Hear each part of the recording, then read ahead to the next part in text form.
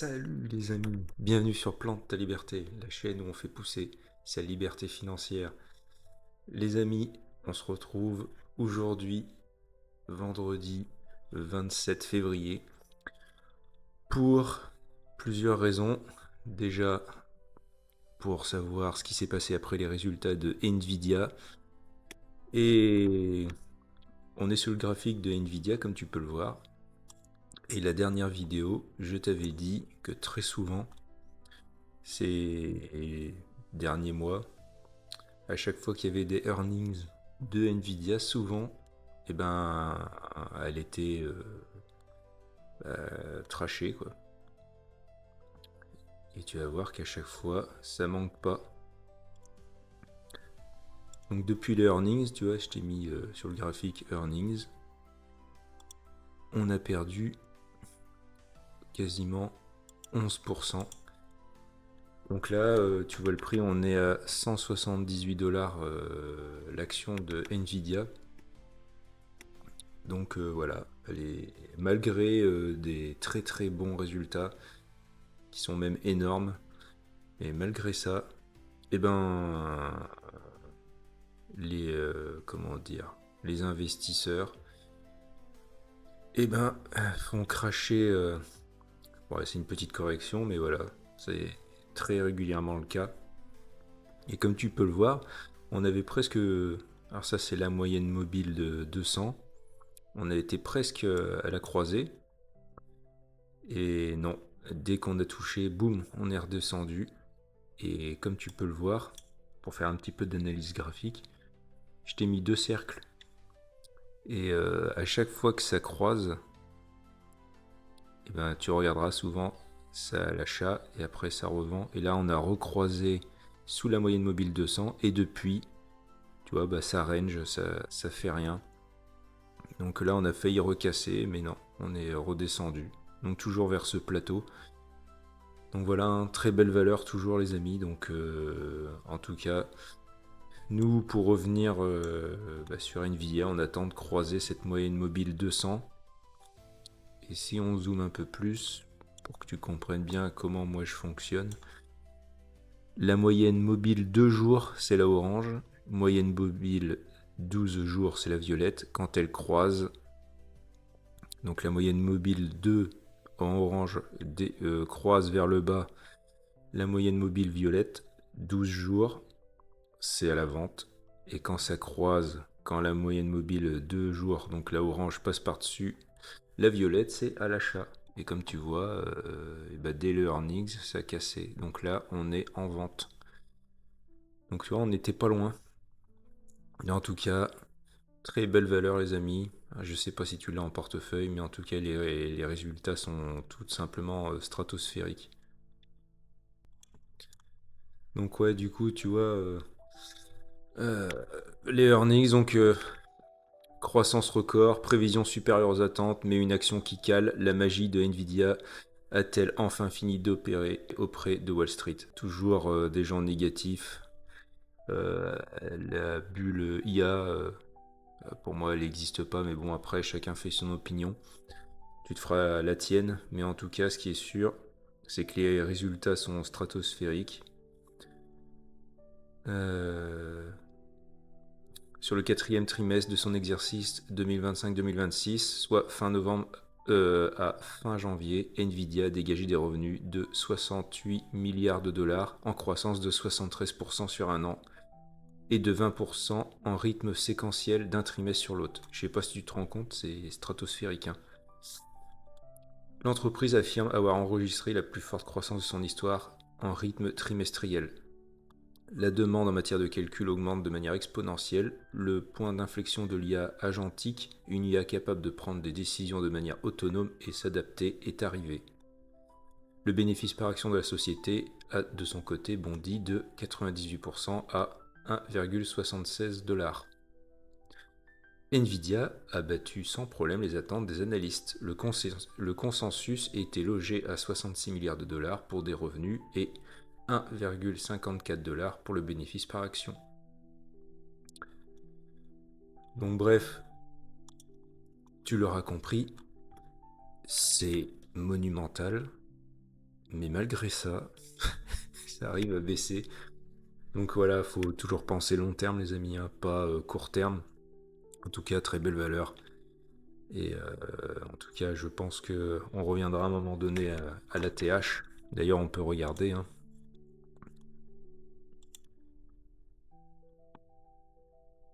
On est à quasiment 19% de son ATH. Donc voilà, très belle valeur les amis. Donc ensuite, nous avons Google. Alors le graphique de Google, comme tu peux le voir, depuis les earnings, bon bah ça a baissé.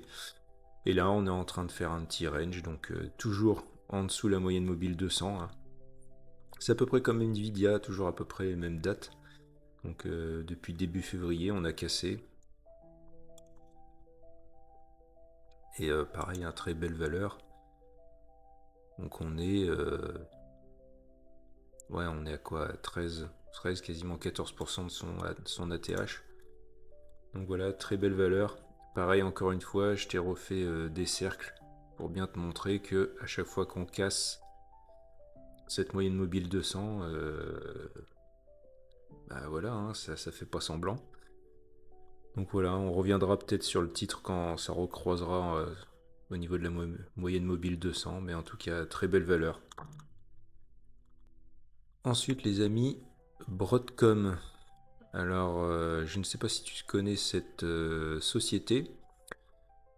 Pourquoi je te montre cette société? Parce que la semaine prochaine, il va y avoir les earnings de Broadcom. Donc pareil, une très belle société spécialisée dans les semi-conducteurs. On va voir ça tout à l'heure. Et voilà, on pourrait faire une petite analyse graphique dessus. Donc pareil, hein, tu vois à peu près la même chose que bah, tout simplement les valeurs tech, hein. Depuis quelques temps, bah, on est sous la moyenne mobile 200. Donc pareil, tu vois, c'est pareil, ça range, hein, ça fait pas grand chose. On va voir. On est à 33% de son ATH. Et là, pareil, tu vois, ça a croisé aussi la moyenne mobile 200.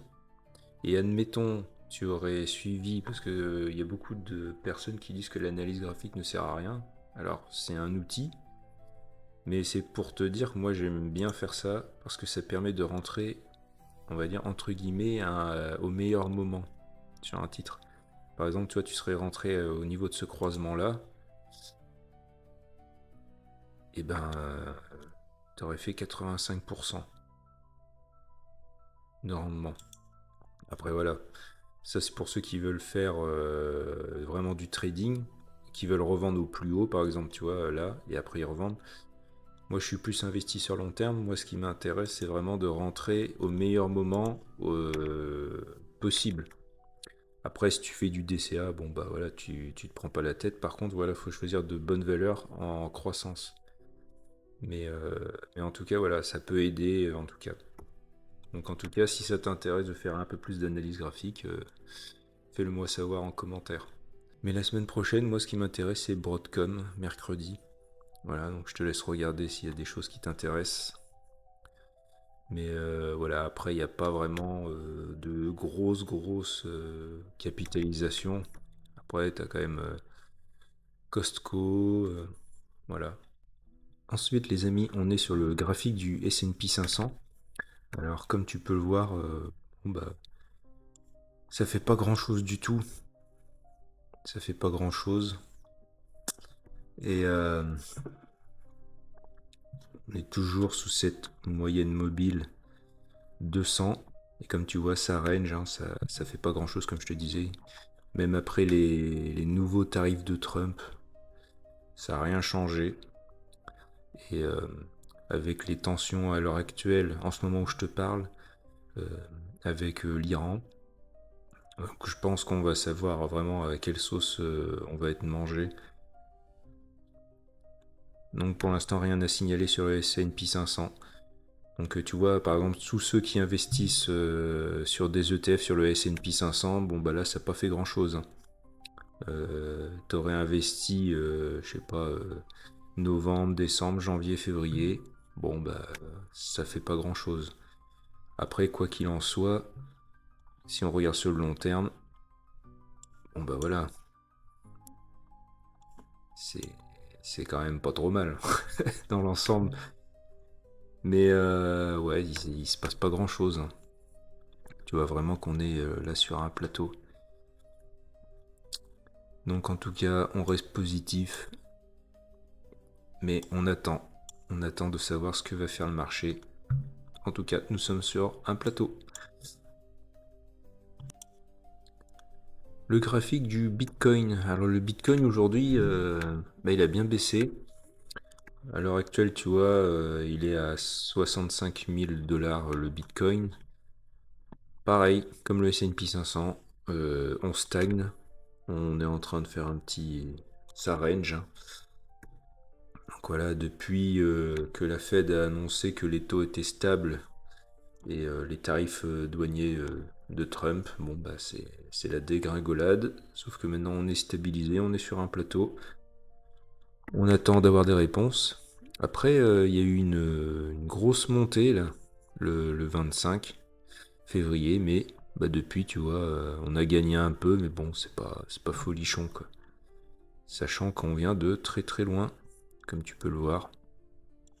On voit bien cette figure tête, épaule, deuxième épaule, une tête et une deuxième épaule.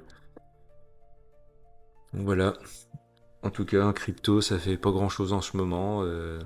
On voit que le marché boude un peu les cryptos, donc à voir. En attendant, quand justement le narratif c'est plus les cryptos, c'est peut-être le moment peut-être d'accumuler. En tout cas, c'est sûr que en ce moment, c'est pas folichon. L'action maintenant Vallée. Alors pourquoi je te montre ce graphique de cette action? C'est une action que bah, j'affectionne tout particulièrement. Elle figure dans mon portefeuille d'ailleurs. C'est une minière spécialisée dans le fer et l'acier qui est au Brésil. Et comme tu sais, ces derniers temps, ces derniers mois, tout ce qui est acier, l'or, ça a beaucoup explosé. Et moi, je me suis toujours posé la question, pourquoi ne pas investir directement dans les sociétés qui extraient justement ce minerai? Et c'est ce que j'ai fait par exemple avec la société Vale. Et comme tu peux le voir, eh ben, depuis, elle a suivi un peu le cours de l'or et elle a vraiment bien monté. C'est une très belle société. Et je peux même te montrer, par exemple, son ratio PE 32. Elle verse aussi un bon dividende, donc 7,36%. Hein. Donc très belle société spécialisée dans le minerai. Donc société Barrick Minings, donc spécialisée dans l'or, l'extraction de l'or. Pareil, très belle société qui a explosé comme l'or, comme tu peux le voir. Par exemple, tu vois, tu aurais investi l'année dernière.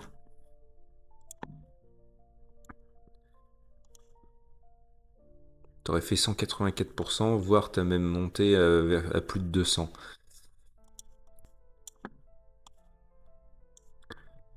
Maintenant, le gold, les amis, le gold, eh ben, il monte encore. On n'est pas loin de la TH. On est quand même à 6% de la TH, donc c'est vraiment impressionnant. Ça s'est quand même bien repris. Comme tu peux le voir, depuis vraiment son plus haut, elle a cassé. Donc des gens ont pris des bénéfices, hein, forcément, vu la montée stratosphérique de l'or. Et ça continue à monter. Donc je ne sais pas si c'est de bon augure, mais en tout cas, tu vois que les gens se réfugient dans les valeurs refuges. C'est qu'à de le dire. Donc tout ce qui est entreprise, action défensive, le gold, l'acier, tous les investisseurs se réfugient dans, on va dire, dans des investissements vraiment un peu plus sécure entre guillemets, défensifs, et libèrent, comme on a vu, évite d'investir dans des actions ou dans des cryptos plutôt volatiles, plutôt risqués. On le voit bien en tout cas qu'il y a vraiment un changement de narratif hein, ces derniers temps. Nous sommes dans les incertitudes. Qui dit incertitude dit mentalement j'ai besoin de me rassurer, donc je suis en défense, donc j'achète des actions ou j'investis dans des actions défensives. Ça on le voit bien en ce moment. Donc voilà, en tout cas ce qu'il faut c'est ne jamais oublier pourquoi tu as investi. Et que si tu es comme moi, que tu as une vision long terme, et ben justement, on peut accumuler, c'est ça qui est bien. L'action Microsoft, alors depuis les earnings, bon bah c'est pas terrible. Voilà, ça fait pas grand chose. Donc là, je t'ai remis le cercle pour la moyenne mobile 200 qu'on a cassé. Et depuis, c'est la descente. Tant qu'on recroise pas cette moyenne mobile 200, bah c'est pas très bon quoi.